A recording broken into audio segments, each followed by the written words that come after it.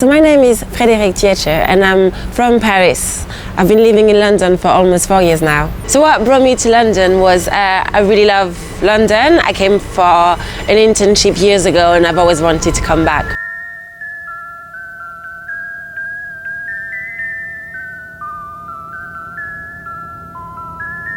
One of my favorite places in London, I must say, I really love Brixton, like the Brixton area. I think I really love the Brixton village. Such good vibes there, and once again a mix of different, mix of different people. You have a strong Caribbean community, but you have strong South American as well, and European, and it's just Brixton is colorful. You have loud music every day. It's just, I really love it. It's really dynamic. I really love going to art exhibitions and just walking around London. But London is such a great source of inspiration because you see the people, as you walk on the street, people have a really strong sense of style here, so you kind of pick, you get to have inspiration like that. But otherwise, through magazines and internet, everywhere, I guess.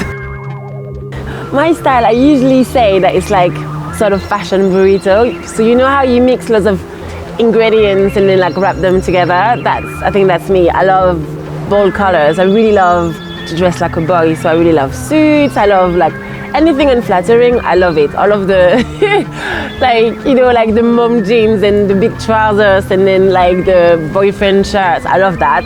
I love different things, and then I always mix different styles together, and I'm like a fashion burrito, everything wrapped into one. So I think London has influenced the way I dress. I think if I had never moved to London, I probably wouldn't be wearing that coat today. I don't think I would have blue eye makeup either.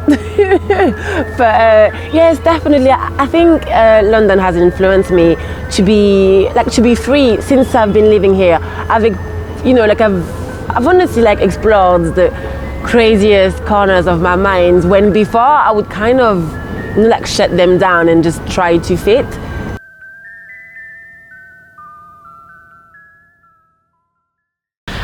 I'm not too sure what's considered as beautiful here in London, because I think, as I said before, you have people from different places, but I think, to me, from what I've learned in London, people are just free with their own style, and then it doesn't matter. And I think that beauty is really associated with, with that sense of freedom. Beauty, I think, here is really the way that you own yourself and the way that you just think for yourself and act for yourself. Because if you think about kind of the society that we live in, we're always blaming the society for having a narrow mind, for having a really narrow idea of beauty. But I think it's too easy to blame society, because who is society? It's us. And I think the issue is just that the world we live in is more and more hyper-sexualized. When you look at, for example, you look at our boys and then the video games that they play from a young age, you have naked women everywhere. Then you look at the social media that we use every day, like Instagram and Twitter, and you see these over-filtered selfies. You have the belfies, and it's always about being sexy and just dressed in a really sexy way. And I think that as women, it's harder and harder because from a young age, you learn that you have to appeal to the other sex. So before that you've even know yourself or learned to discover yourself, you have to appeal to the other sex. And I don't think it's good for the whole process of confidence and learning strength and learning to be independent if you just have all of these constraints already. I think this just stops you from exploring your creativity and from knowing yourself and from being free in your own style and in your own beauty.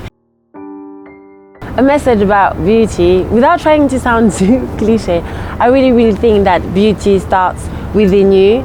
I think that you should really try hard, and always fight to just love yourself and to be comfortable with yourself, and don't try to please anyone else, but you have to please yourself first. That's beauty. And obviously, always smile, always smile. There's no beauty without smile.